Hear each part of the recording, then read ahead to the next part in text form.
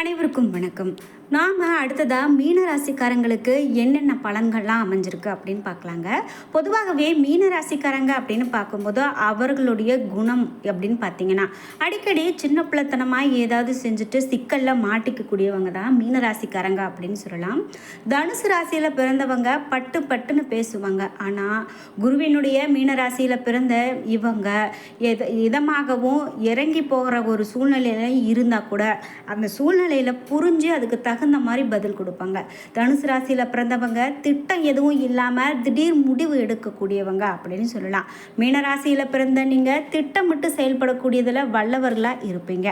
அது மட்டும் இல்லாமல் தனக்காரகனான குருவினுடைய ராசியில் நீங்கள் பிறந்திருக்கிறதால பணத்தை விட மனம்தான் பெரியது அப்படின்னு நினைக்கக்கூடியவர்களாகவும், யாராவது உங்களை அவமானப்படுத்தினாங்க அப்படின்னா வாழ்க்கை முழுவதுமே அவர்களுக்கு ஒதுக்கி வைத்து விடுவீங்க. உங்களுடைய இமேஜ் எங்கேயும் எப்போதும் பாதிக்கக்கூடாது அப்படிங்கிறதுல ரொம்பவே எச்சரிக்கையாக நடந்துக்கக்கூடியவங்க தாங்க மீனராசிக்காரங்க. சரி, இதோட மேலும் என்னென்ன பலன்லாம் மீனராசிக்காரங்களுக்கு அடுத்து வரக்கூடிய நாட்களில் இருக்குது அப்படிங்கிறத பார்த்துடலாம்.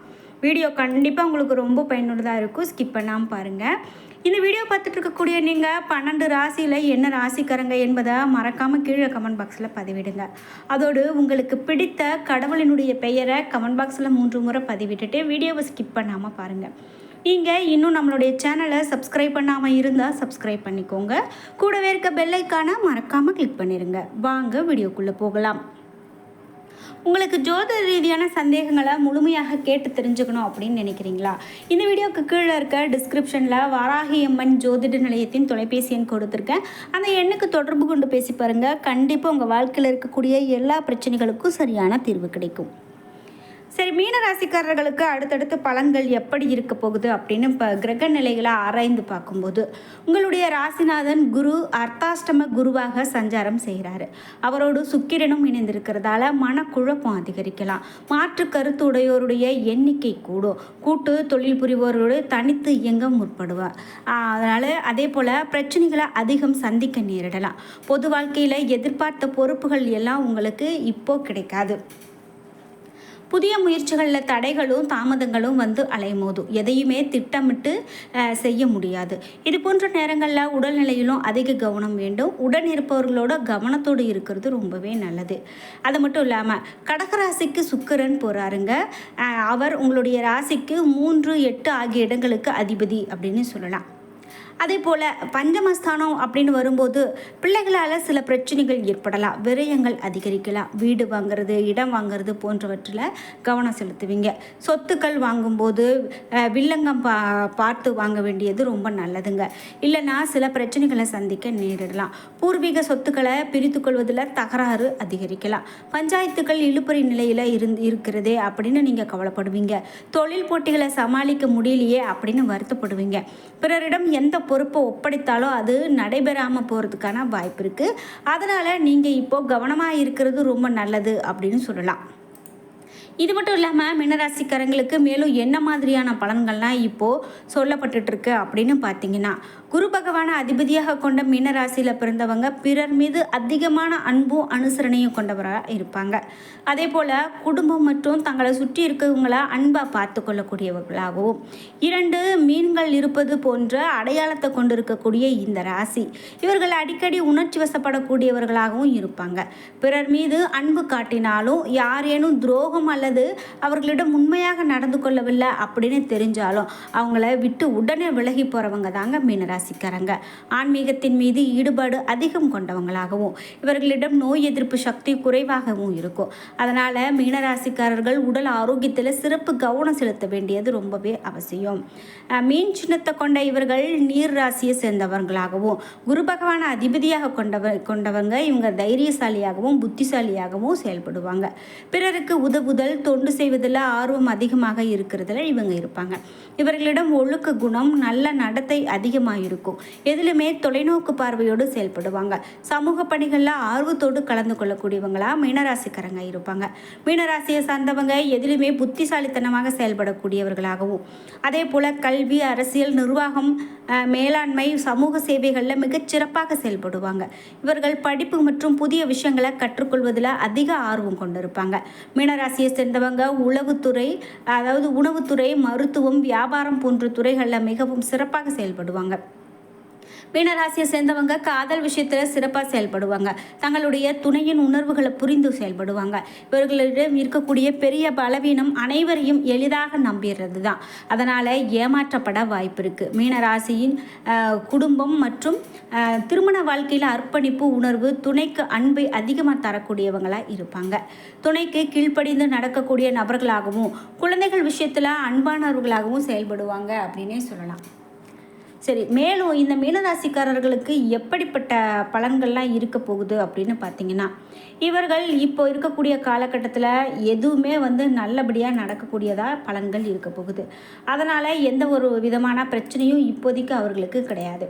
அதே போல் இந்த வீடியோ பார்த்துட்டு இருக்கக்கூடிய நீங்கள் மீனராசிக்காரர்கள் அப்படின்னா மறக்காமல் உங்களுடைய கருத்துக்களை கமெண்ட் பாக்ஸில் பதிவிடுங்க.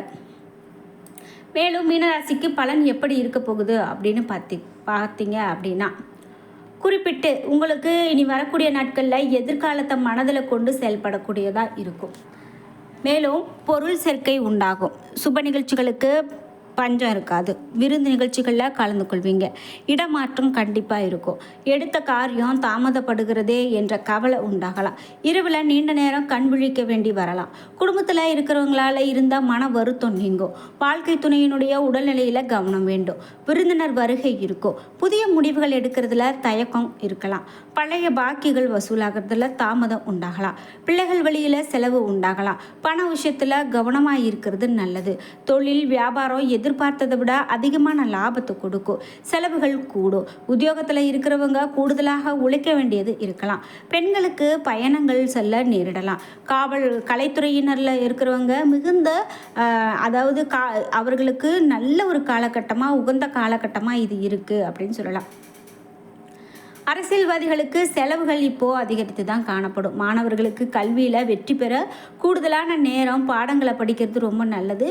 பொறுப்பு இப்போது அதிகரிக்கும் அப்படின்னு சொல்லலாம். சரி, பூரட்டாதி 4ஆம் பாதத்துக்கு எப்படிப்பட்ட பலன் இருக்கும் அப்படின்னு பார்த்தீங்கன்னா, குடும்பத்தில் உங்களுடைய பேச்சுக்கு எதிர்பேச்சு பேசியவங்க அடங்கி விடுவாங்க. கணவன் மனைவிக்கு இடையில் மகிழ்ச்சி நீடிக்கும். பிள்ளைகள் தொடர்பான காரியங்களை செய்து முடிக்க அலைய வேண்டி இருக்கலாம்.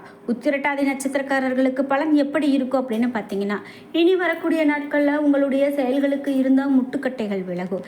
எதிர்பார்த்த உதவிகள் கண்டிப்பாக கிடைக்கும். பண வரத்து கண்டிப்பாக கூடும். மாணவர்களுக்கு கல்வியில் திறமை வெளிப்படும். கல்வியில் வெற்றி பெற தேவையான உதவிகள் கண்டிப்பாக கிடைக்கும். ரேவதி நட்சத்திரக்காரர்களுக்கு பலன் எப்படி இருக்கும் அப்படின்னு பார்த்தீங்கன்னா, இனி வரக்கூடிய வாரம் புதிய முயற்சிகளை தள்ளி போடுறது ரொம்ப நல்லது. அதே போல் காரிய தடை, தாமதம், வீண் அலைச்சல் இவையெல்லாம் உண்டாகும். உடல் ஆரோக்கியம் கண்டிப்பாக மேம்படும். குடும்ப பிரச்சனைகள் தீரும். மனக்கவலை ஏற்பட்டு நீங்கும். எதிர்பாராத செலவுகள் கூட ஏற்படலாம். சரி, பரிகாரம் அப்படின்னு பார்த்தீங்கன்னா, தினந்தோறும் கிராம தெய்வத்தை வணங்குவது உங்களுக்கு ரொம்ப ரொம்ப நன்மையை கொடுக்கும் அப்படின்னு சொல்லப்படுது. இப்படி மீனராசிக்கு பலன்கள் அப்படின்னு பார்த்தீங்கன்னா, உங்களுடைய குணத்தின்படி இந்த செயல்கள்லாம் கடினம் அப்படின்னு யாராவது சொன்னாங்க அப்படின்னா, அது கடினமே இல்லை, என்னால் முடியும் அப்படின்னு நீங்கள் உடனே அதை செஞ்சு காட்டக்கூடிய ராசிக்காரர்களாக தான் இந்த மீனராசிக்காரங்க இருப்பீங்க.